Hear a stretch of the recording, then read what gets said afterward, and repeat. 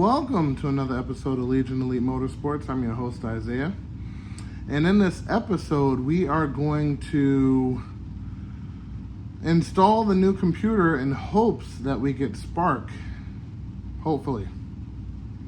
And also after that, we're going to dive into the fuel system on this car and again, hope that everything is good to go. So let's dive in. Okay, so since then, I have put the igniter back because it is new. So I've ruled that out, because it is new, including the coils, including the CAS, which is this guy here. This relay here is actually for Spark, and that guy is located down here.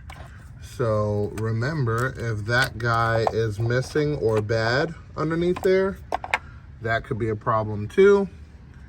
And I also took out the radiator, makes more room. And also, I need to kind of keep track of all of the missing bolts. I'm going to start showing you guys that now. And then the new computer came in. We're going to check to see if we have Spark. But before we do, I need to kind of categorize. And there we go. All of the missing bolts. So here we got 2 missing bolts there.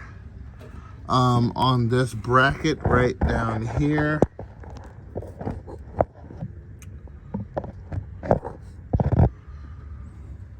More missing bolts. Then on the fascia bracket here, more missing bolts. I need to get those. Let's put that back, just so we know where everything goes. This bolt I have. These bolts for the timing cover I have. We're missing a bolt here. Okay. We're missing the bolts for the EGR.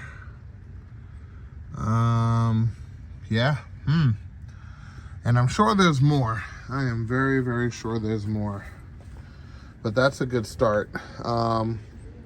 So, if anyone in the comments section has a bucket of bolts, that would be much appreciated. So, moving along, since we got the new computer in, let's go check that out. Okay, so this is the unit I picked up. Actually, that was mailed. And basically, the guy was able to match the numbers almost to the T. Only ones that didn't match were the bottom 4, which is fine. Even the numbers on the side, 9966, 9966. It's perfect. So we're gonna open it up and take a look and see if the board is any good. Did I waste my money, or is this exactly what I needed? So we're gonna open it up, and then I'm gonna bring my spark plug tester. I neglected to use this last time, but now that I remember I have it, we're gonna use it. So I'm gonna pop this open, take a look at the board real quick, and then put it back together. And then we're gonna go ahead and connect it and crank the car, see if we have Spark. Okay, here is the board. And I do have to say, this board looks brand new. Okay. Brand new. It doesn't smell weird. Usually they say when these boards are bad or these capacitors are bad, it'll smell like fish oil or fish, basically. So it doesn't smell like any of that. It smells great and looks great. So yeah, let's go give it a test. Okay, so This device is made for this end, but just to check, we're gonna do things a little different. We're gonna take this end, pop it in here, pretty much picking any plug, pretty much, because if it fires, it fires. If it doesn't, it doesn't. Then we're gonna take this piece, put it inside the boot there, and then that should relay spark from one end to the other. Enough just to get a reading. So I will put this together and use 2 hands and be right back. So that's it right there. That will let me know if there's spark and if there's not. So let's go plug this guy in and see what we got. In last video, I completely neglected to show exactly where the computer's located, but those are the gas pedals. We're on the driver's side, and it's located right here. It sits right in between here, but I found it back here on the floor. So that was the original computer. Not sure why it was sitting over there, but that definitely was what it was. So I'm gonna start plugging these in and see what we got. Now, from what I also understand, this computer and the plugs are identical to Evo 8 plugs, so they plug right in. The only difference is that the Evo 8 only has 2 drivers for 2 coil packs, and the 3000 DT has 3 drivers for 3 coil packs. And probably some differences in wiring for the radiator fans, but that's about it. But anyway, all right, so that's connected. I'm gonna leave the phone in the engine bay so we can take a look. You'll have first sight if we have spark or not, and we'll take it from there.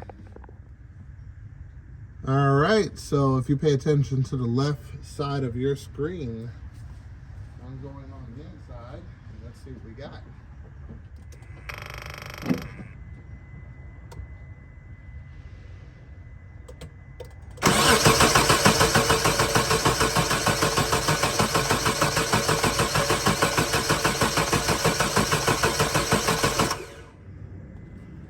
And just like that, we have spark. All right. Woo. All right, so that's one less thing we have to worry about now that we can see and have proof that we have spark. All right. So speaking of spark, technically I can start this car, putting it back together a little bit more, but I'm not going to do that just yet. I would like to check out the fuel system next and see what we're dealing with. So I'm going to remove the computer from there. I don't want any moisture or discover anything leaking in the internals of that compartment to mess up the new computer. So I'm going to remove that computer and we're going to jump right onto the fuel system. So let's get to it. From the looks of things, everything looks good so far. Initial thoughts is it's probably a dead bad pump. Hopefully it's not rusted inside.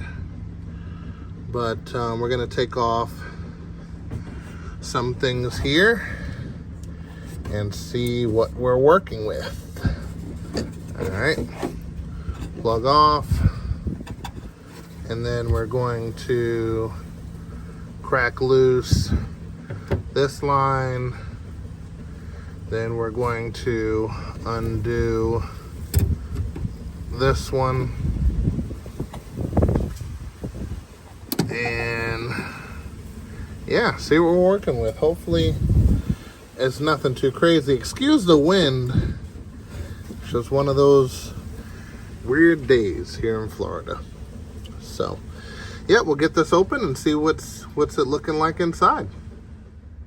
Okay, so I broke this piece off on purpose because I am not going to be using this. If everything is good underneath here, I'm going to be modifying this hanger regardless. So, let's open it up and see what we're working with. Okay, let me pull that there. Oh, yuck. Well,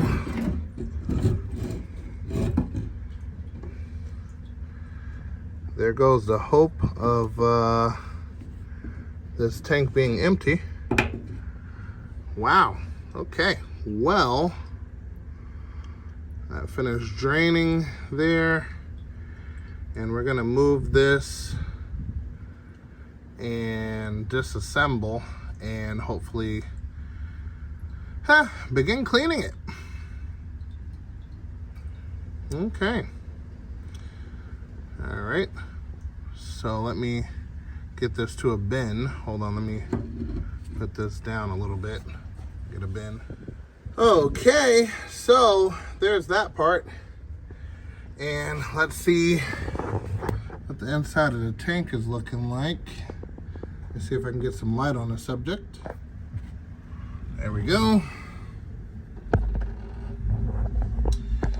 Ooh, that is not good. Okay.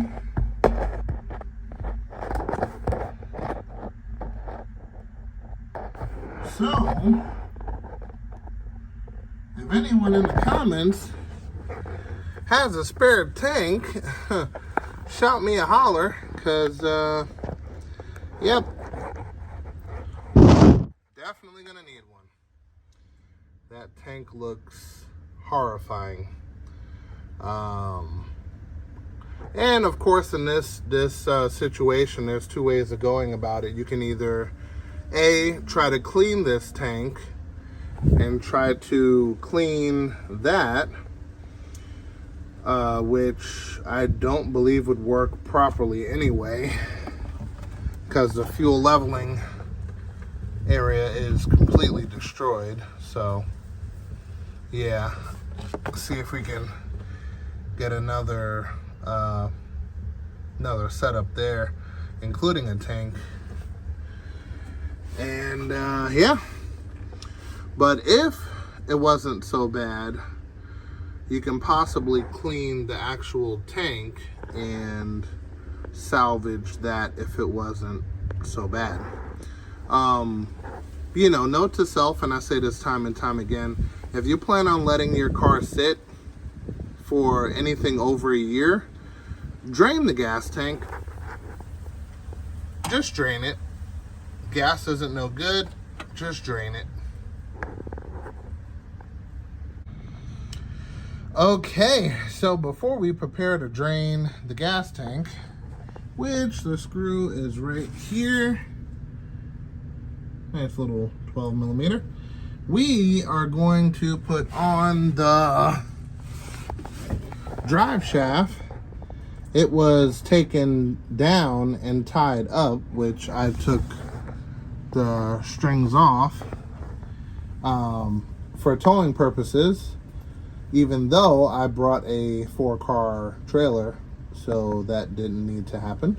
So just have to put everything back up and we should be good to go and kind of take it from there.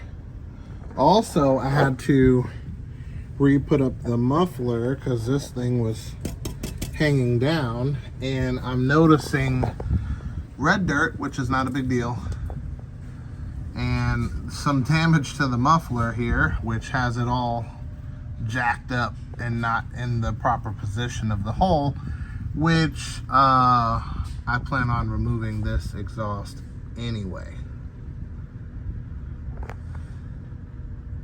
So let's take the e-brake down and yep, let's get her done.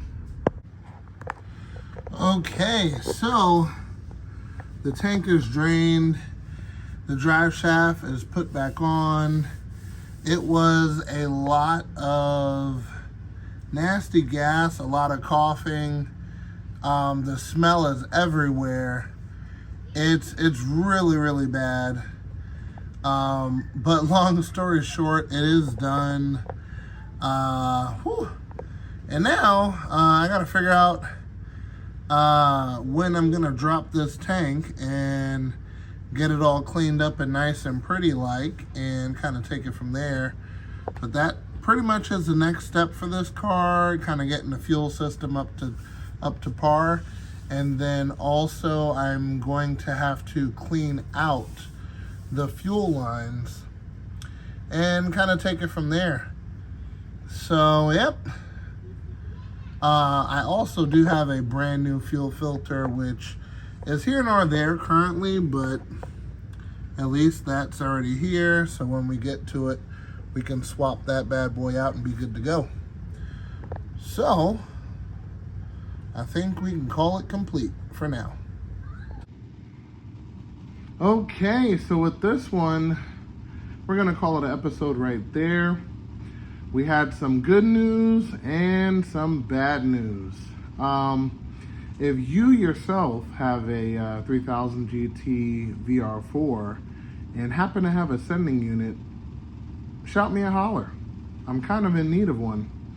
But I hope you guys enjoyed this episode and found it helpful in some way, shape, or form. Remember guys, knowledge is power. The more you know, the better off you'll be. And with that, I will see you guys next time at Legion Elite Motorsports.